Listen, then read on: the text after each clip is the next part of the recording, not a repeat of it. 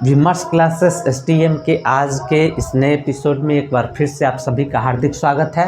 आज हम लोग चर्चा करेंगे कॉन्स्टिट्यूशन से रिलेटेड कुछ डायनेमिक या स्टैटिस्टिक क्वेश्चन के बारे में। तो सबसे पहले हम यहाँ वैसे क्वेश्चन से शुरू करते हैं जिसमें बीपीएससी 5 ऑप्शंस दिया करता है। तो एक क्वेश्चन यहाँ देखेंगे, नारी शक्ति वंदन अधिनियम जो हालिया पास हुआ अधिनियम है, तो ये संबंधित है। ऑप्शन ए है 106वां संविधान संशोधन अधिनियम, बी है 128वां संविधान संशोधन विधेयक, सी है विधायिका में 50% महिला रिजर्वेशन से, डी है लोकसभा में महिला आरक्षण से, और ई है उपयुक्त में से कोई नहीं या उपयुक्त में से एक से अधिक। तो इसका जब आंसर देंगे हम तो बारीकी से इस क्वेश्चन के जो आंसर दिए हुए हैं या फिर क्वेश्चन पूछ रहा है उसको ज़रूर अच्छे से देख लेंगे, ताकि जानते हुए या फिर उसको अगर अच्छे से पढ़ते तो क्वेश्चन गलत ना हो। इसके लिए 2-3 क्वेश्चन है ताकि आपका ध्यान इस तरफ जाए। तो ये हम देखेंगे इस क्वेश्चन में कि ये 106वां संविधान संशोधन अधिनियम है। यह बात सही है कि इस संविधान में जो अमेंडमेंट हुए हैं, और हम जानते हैं कि पहले जो कुछ लाया जाता है उसको हम लोग विधेयक कहते हैं, संविधान संशोधन विधेयक, और यदि वह पास हो गया दोनों सदनों से या फिर प्रेसिडेंट का उसके बाद देन आफ्टर सिग्नेचर हो जाता है, तब वही विधेयक अधिनियम बन जाता है। तो इसमें देखेंगे ये बात भी सही है कि 106वां संविधान संशोधन ही हुआ है और यही सबसे आखिरी संविधान संशोधन अधिनियम भी है भारतीय कॉन्स्टिट्यूशन में अभी तक। और ये जो विधेयक लाया गया था वो 128वां संविधान संशोधन विधेयक था। तो अगर ये विधेयक 128वां हुआ और संशोधन अधिनियम 106वां हुआ, इससे आशय ये निकलता है कि बीच के 22 से 28 अर्थात लगभग 22 ऐसे विधेयक रहे होंगे जो या तो पास नहीं हुए होंगे या लैप्स हो गए होंगे। तो इसका आंसर यहाँ से ई हो जाएगा। उसके बाद नेक्स्ट क्वेश्चन देखेंगे, संविधान के भाग 9 में प्रावधान या उपबंध है। ए में है पंचायत का, बी में है नगरपालिका का, सी में है सहकारी समिति का, डी में है निर्वाचन का, और ई में है उपयुक्त में से कोई नहीं या उपयुक्त में से एक से अधिक। तो इसका आंसर हम क्या देंगे? हम लोग ऐसा जानते हैं कि भाग 9 या फिर 243 हमको याद है कि वो पंचायत से रिलेटेड है, लेकिन आप देखेंगे इंडियन कॉन्स्टिट्यूशन का आर्टिकल 243 तो इसके बहुत ज़्यादा सब पार्ट हैं। जैसे पंचायत का वर्णन ही है उसमें 243 भाग 9 आता है उसका। जनरली हम लोगों को ये याद रहता है कि पंचायत 243 से संबंधित है, लेकिन उसके भाग नहीं याद रहते। तो इसको भी जानेंगे कि भाग 9 में है पंचायत के बारे में जिक्र। और हमको ये भी पता है कि 73वां संविधान संशोधन जो हुआ उसके तहत इसको डाला गया 11वीं अनुसूची में, नगर पालिका है 12वीं अनुसूची में। तो पंचायत का वर्णन है 16 तक इसका सब आर्टिकल है, नगर पालिका का भी 18 है। तो सबसे ज़्यादा सब पार्ट इसी में है क से न। तो पंचायत का भी इसमें वर्णन है, नगर पालिका का भी वर्णन है 243 क्यू इत्यादि में, सहकारी समितियों का भी वर्णन है जेड जे करके 243 का जेड जे। अब इससे समझिए कि कितना ज़्यादा इसका सब पार्ट है। और डी इससे निर्वाचन संबंधित नहीं है, तो हम इसका आंसर भी यहाँ से देखेंगे कि ई होगा। इसका ये मतलब हुआ कि जो भी ऑप्शन है उसको बेहतर तरीके से देखना आवश्यक होगा, चूँकि ई ऑप्शन आपको एक से अधिक के बारे में भी है और उसमें उपयुक्त में से कोई नहीं भी है। अर्थात टोटल मिला के यदि देखें तो ये 4, 2, 6 ऑप्शन वाले क्वेश्चन है। अब अगर यहाँ देखें हम अगला क्वेश्चन कि संविधान के मूल संस्करण में योगदान है किनका किनका?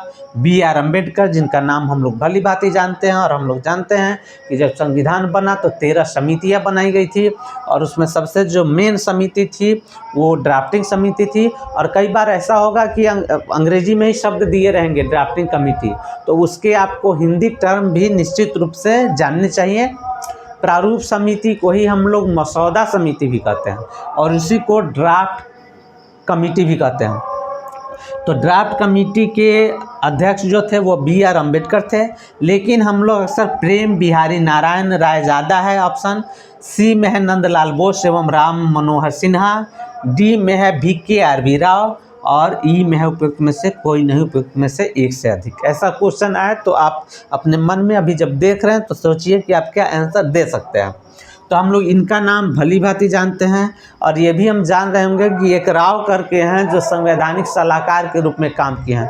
उन्होंने लगभग 60 से अधिक देशों के संविधान का अध्ययन किया, तब जाके उन्होंने B.R. अम्बेडकर को अपनी रिपोर्ट सौंपी थी और ड्राफ्ट समिति में उसको अगस्त 1947 में लाया गया था। लेकिन वो जो है वो B.N. राव हैं जो संविधान सभा के संवैधानिक सलाहकार थे और ये V.K.R.V. राव जो हैं ये काफ़ी बड़े इकोनॉमिस्ट रहे हैं इंडिया के। तो B.R. अम्बेडकर संग ये तो नहीं संबंधित हैं, लेकिन B.R. अम्बेडकर संबंधित है। प्रेम बिहारी नारायण रायजादा ही वो कैलीग्राफर है, कैलीग्राफी आप जानते होंगे जिसको सुलेखन कहा जाता है। तो इन्होंने अंग्रेजी में इटालियन शैली में, अगर ये पूछा जाए कि किस शैली में सबसे पहले उसके मूल कॉपी को या पांडुलिपि को लिखा गया था, तो वो इटालियन शैली थी।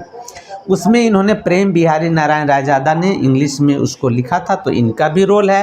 नंदलाल बोस एवं राम मनोहर सिन्हा ने उसकी साज सजा की थी। बहुत सारे जो पौराणिक चीज़ें हैं उस सारे पेज पर दिया गया था और इन दोनों का संबंध ये लोग शांति निकेतन से रिलेटेड है, अर्थात इसका ऑप्शन ये हो जाएगा। तो मेरा कहने का ये मतलब है आपकी जानकारी जांचना नहीं, हमारा ये मकसद है कि पिछली दफ़े जो हेडमास्टर्स एग्जाम हुए थे जैसे BPSC का, उसमें 2 घंटे टाइम था, नेगेटिव मार्किंग थी। इस बार टाइम 2.5 घंटा है, नेगेटिव मार्किंग नहीं है। तो आपके पास ये सफिशिएंट टाइम रहेगा कि आप पहले कूलिंग ऑफ हो जाइए। जैसे हम लोग मैट्रिक इंटर के एग्जाम में देखते हैं कि 15 मिनट का टाइम एक्स्ट्रा बच्चों को मिलता है, तो आप एक बार सरसरी निगाह से अगर पूरे क्वेश्चन को देख लेंगे तो आपका कॉन्फिडेंस लेवल थोड़ा ठीक हो जाएगा कि हाँ हम कुछ बना भी सकते हैं या फिर कहाँ कैसा है, और थोड़ा आप शांत भी हो जाएंगे। नेक्स्ट क्वेश्चन देखेंगे, इसको हम स्टैटिक भी जोड़ सकते हैं और इसको डायनेमिक भी कर सकते हैं, इसलिए कि अभी चर्चा में है समान नागरिक संहिता। तो यहाँ दिया हुआ है इसका ऑप्शन कि ए में है समान नागरिक संहिता का वर्णन है। ऑप्शन ए में है DPSP में, बी में है अनुच्छेद 44 में, सी है अनुच्छेद 148 और डी है अनुच्छेद 76 में। अब देखेंगे यहाँ कि इसका आंसर क्या होगा। हम लोग जानते होंगे कि समान नागरिक संहिता का वर्णन अनुच्छेद 44 में है, लेकिन अनुच्छेद 44 भी तो आखिर DPSP में ही है। DPSP अर्थात directive principle for state policy, राज्य के नीति निर्देशक तत्व, जिसको आयरलैंड के संविधान से हम लोग ने अडॉप्ट किया है और भारतीय संविधान को उधार का थैला कहा जाता है, ये भी जानते हैं। इसमें बहुत ज़्यादा इमेज है 1935 का जो भारत शासन अधिनियम था उसका। तो DPSP 36 से 51 है राज्य के निदेशक तत्व, तो उसी के अंतर्गत तो 44 आया। इसलिए इसमें दोनों आंसर जब जैसे हुआ, तीसरा चौथा हो न हो, कम से कम 2 तो हो गया, तो इसका आंसर हो जाएगा उपयुक्त में से कोई नहीं, उपयुक्त में से एक से अधिक। सॉरी, ये कुछ ऐसी त्रुटियां हैं जिसको आप भाप सकते हैं अच्छी तरह से, इसलिए इसको अन्यथा ना लेंगे। 1 से अधिक, तो निश्चित रूप से इसका ऑप्शन एक से अधिक है। CD हमको नहीं पता है, तो निश्चित रूप से ऑप्शन देंगे। और हम जानते हैं कि अनुच्छेद जो 148 है ये जिक्र करता है controller and auditor general of India, अर्थात भारत के नियंत्रक एवं महालेखा परीक्षक जो अभी हैं गिरीश चंद्र मुर्मू। अनुच्छेद 76 में है महान्यायवादी जो R वेंकट रमनी है फिलहाल, तो ये याद रखेंगे। और यहाँ कुछ आर्टिकल है बाद में हम देखेंगे, जैसे 76 में है महान्यायवादी का जिक्र जो भारत में अभी R वेंकट रमनी है। और 165 जो है 165 में इस बात का जिक्र है 165 में कि राज्यों में जो महाधिवक्ता होते हैं, तब बिहार के अगर वर्तमान महाधिवक्ता पूछा जाए कि कौन है तो प्रशांत कुमार शाही अर्थात PK शाही हैं। तो ये क्वेश्चन हुए। अब कुछ कॉन्स्टिट्यूशनल अमेंडमेंट जो शिक्षा से संबंधित पूछे जाते हैं, वो 86वां कॉन्स्टिट्यूशनल अमेंडमेंट हम लोग जानते हैं 2002 है। ये जब पारित हुआ तो 21A में भी संशोधन हुआ, मतलब 21A इसमें जोड़ा गया।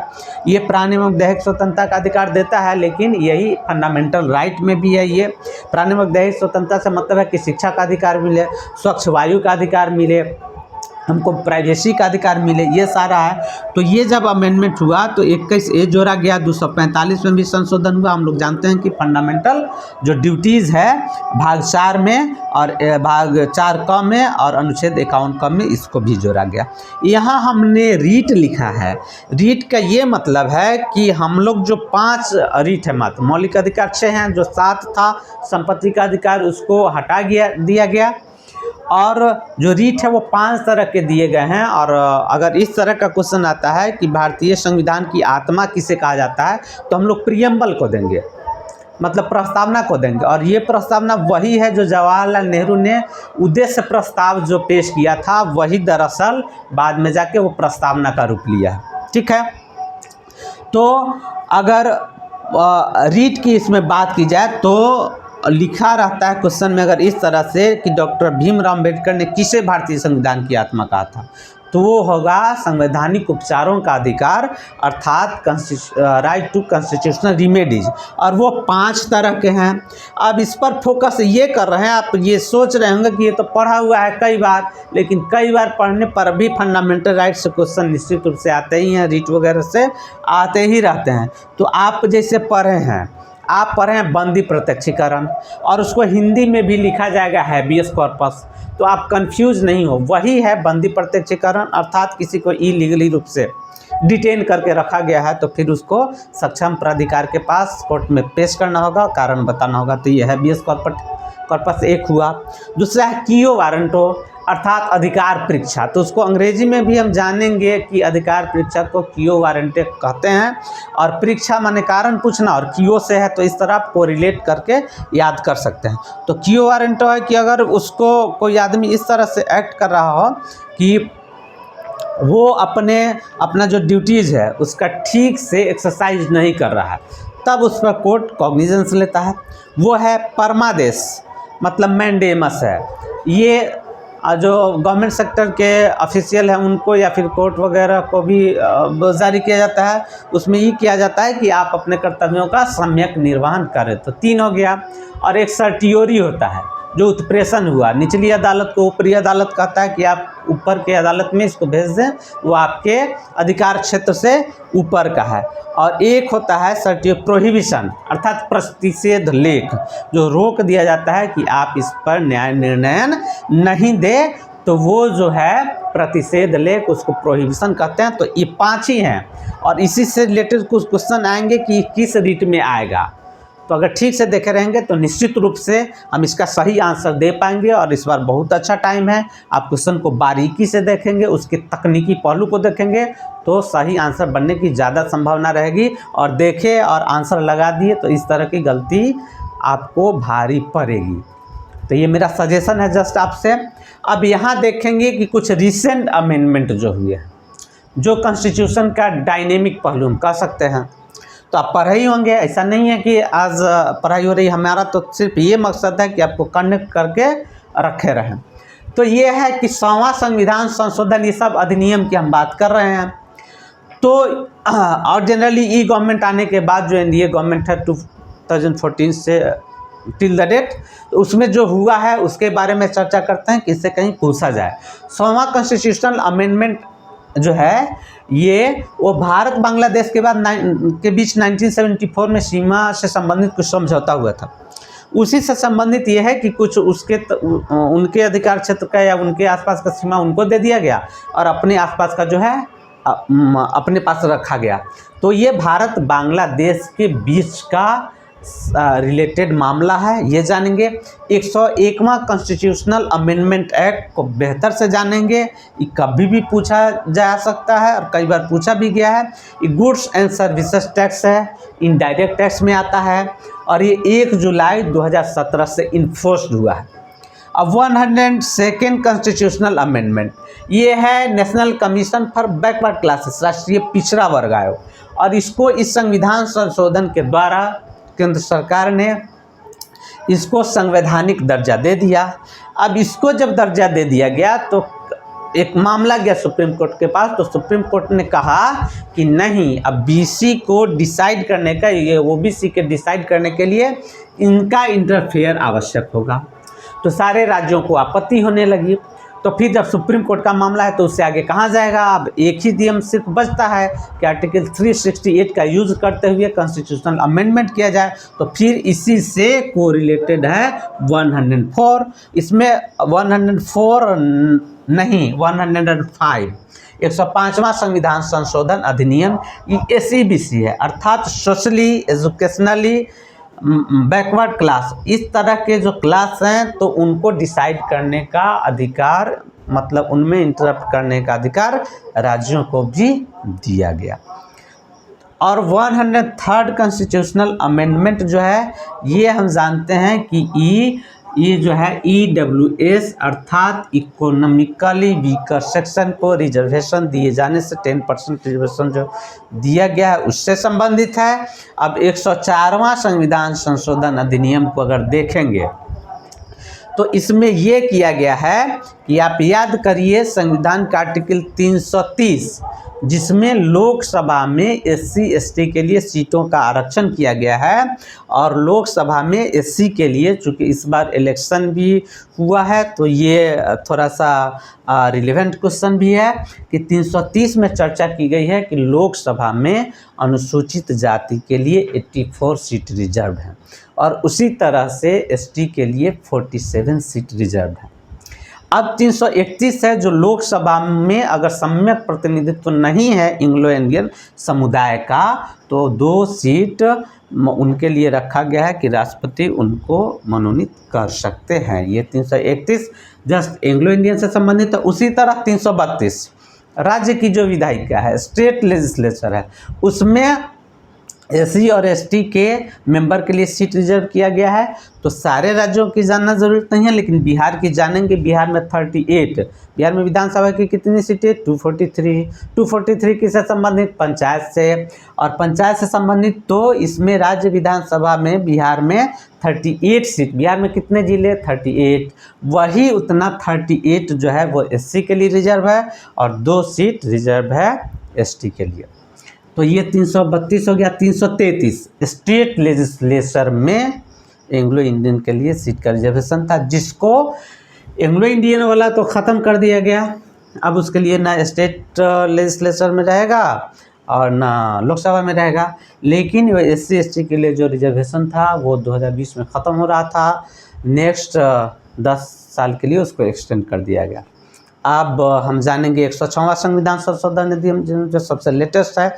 इसी का नाम है नारी शक्ति वंदन अधिनियम या फिर वुमेन रिजर्वेशन बिल या एक्ट। तो ये जो है ये पारित हुआ है। इसका कॉन्स्टिट्यूशनल अमेंडमेंट बिल लाया गया था। पहले हम बिल लाएंगे, हर एक अधिनियम बिल होगा लेकिन सब बिल अधिनियम बने ऐसा कोई ज़रूरी नहीं है।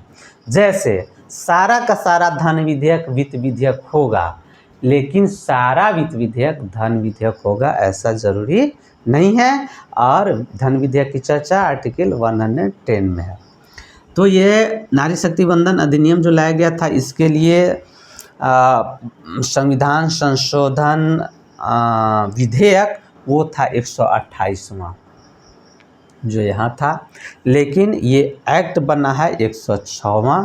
और यही अभी पूछा है कि भारतीय संविधान में अभी तक या दिसंबर 2023 तक कितने संशोधन अधिनियम हो चुके हैं तो बोलेंगे 106।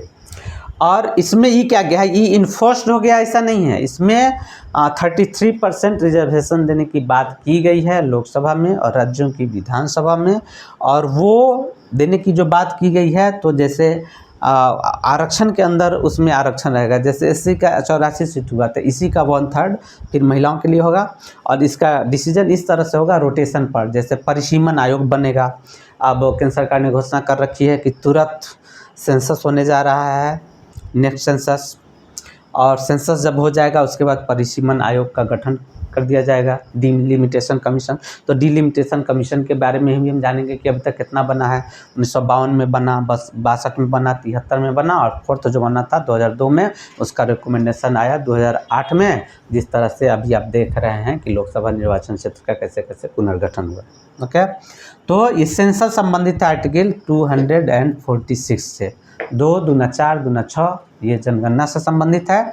और 8 to 2 2 चौका 8 ये डिलिमिटेशन कमीशन से संबंधित है। जब जनगणना का रिपोर्ट आ जाएगा तो उसके बाद डिलिमिटेशन कमीशन बनेगा और फिर ये जब पूरा तय हो जाएगा लोकसभा विधानसभाओं का सीट तब ये इन्फोर्स्ड होगा। ओके, अभी ये पारित हो चुका है, एक्ट बन चुका है, लेकिन प्रवर्तन में नहीं है। इधर कुछ जिक्र करें अगर कि जब ये एक्ट बना, यहाँ देख लेंगे तो उस समय कानून मंत्री कौन थे, पूछा जा सकता है किसके द्वारा पेश किया गया, तो अर्जुन राम मेघवाल, वो भी अभी भी वही लॉ मिनिस्टर है यूनियन में। यहाँ इस पर भी ध्यान देंगे कि कुछ जो प्रावधान थे, आपराधिक कानून वगैरह थे, उनमें भी अमेंडमेंट किया गया है। और यहाँ देखेंगे कि जो पहले भारतीय दंड संहिता था अर्थात इंडियन पेनल कोड, उसका अब नाम बदल के दिया गया है भारतीय न्याय संहिता 2023। और ये जो भारतीय दंड संहिता था वो ब्रिटिश काल का ही था, तो कुछ ऐसे चीज़ थे उसमें जो अब समीचीन नहीं थे, समय के हिसाब से उनमें परिवर्तन होना चाहिए था। और ये 1860 से ही चला रहा है। और इसको इकोनॉमिक्स से आपको रिलेट करेंगे तो 1860 में ही प्रथम बार बजट पेश किया गया था जेम्स विलियम के द्वारा। तो भारतीय न्याय संहिता 2023 हुआ। CRPC जो था the code of criminal procedure, उसका अब नाम दे दिया गया। जो पहले था भारतीय आपराधिक संहिता 1973, इसका नाम हो गया भारतीय नागरिक सुरक्षा संहिता या BNSS, ये 2023 है। ठीक है, तो इसमें जानते हैं जो क्रिमिनल लॉज है उसके बारे में चर्चा की गई है। अब ये है भारतीय साक्ष्य अधिनियम भी था 1872 का। 1872 से कुछ याद आ रहा हो तो बताइए, हंसते हंसते बताइए, लेकिन बताइए 1872 में पहली बार जनगणना की कोशिश की गई थी और लॉर्ड मेयो के शासनकाल में, लेकिन उसको नियमित जनगणना नहीं माना जाता है। और क्वेश्चन में अगर ये पूछा जाए कि भारत की प्रथम नियमित जनगणना कौन थी, तब लिखेंगे 1881। अगर सीधे आए कि भारत की प्रथम जनगणना कब हुई, 1872 ऑप्शन रहे तो वही देंगे। ठीक है, और अगर ये क्वेश्चन पूछ दिया जाए कि भारत में पहली क्रमिक जनगणना कब हुई, तो क्रमिक का मतलब रेगुलर या नियमित, तब 1881 वाला ही देंगे जो लॉर्ड लिटन के समय हुआ था, लॉर्ड रिपन के समय या लिटन के समय। खैर, अब चलिए यहाँ देखिए, नागरिकता संशोधन अधिनियम है एक CAA। इसलिए भी रिलीवेंट है, सिटीजनशिप अमेंडमेंट एक्ट ये पास करके रखा हुआ था 2019 से, लेकिन गृह मंत्रालय के द्वारा इसको अधिसूचित किया गया। वो तारीख याद रखेंगे 11 मार्च 2024 है क्या, तो इसका डेडलाइन जो है वो याद रखेंगे 31 दिसंबर 2014 तक। वैसे गैर मुस्लिम माइनॉरिटी अर्थात अल्पसंख्यक जो अफ़गानिस्तान, बांग्लादेश या फिर पाकिस्तान से भारत में आ चुके थे, तो उनको नागरिकता देने से संबंधित ये है CAA। और सरकार का कहना है कि नागरिकता देने का प्रोविज़न है, लेने का नहीं है। काफ़ी सुर्खियों में रहा है, काफ़ी विवादित रहा है, इसलिए इसको भी जानेंगे। तो यहाँ तक हम लोग आ गए। अब देखेंगे कि एक चिर प्रतीक्षित आयोग है। हम लोग जानते हैं कि OBC को दिया गया था रिजर्वेशन 27%, तो उसमें और जो वर्ग हैं या फिर सब क्लासेस हैं, उपवर्ग हैं, उनकी क्या स्थिति है, उनके लिए बनाया गया था जस्टिस रोहिणी आयोग। ये दिल्ली हाई कोर्ट की रिटायर्ड जस्टिस थी। तो इनको दिया गया था कुछ हफ्तों का वक्त कि आप रिपोर्ट दीजिए कि उसमें और वर्गों की क्या स्थिति है। इसमें बहुत चौंकाने वाली रिपोर्ट आई है, इसका भी खुलासा नहीं हुआ है, इसको ओपन नहीं किया गया है, लेकिन इसमें ये देखा गया है कि 50% जो अभी तक रिजर्वेशन का लाभ मिला, बहुत कम लोगों को मिला है। और 1000 से अधिक ऐसी उपजातियाँ हैं जो अभी तक अछूते रह गई। तो ये भी काफ़ी विवादित मामला बनने वाला है। अगर विवाद वाली खबरों में आप रुचि रखते हैं तो ये भी आने वाला है।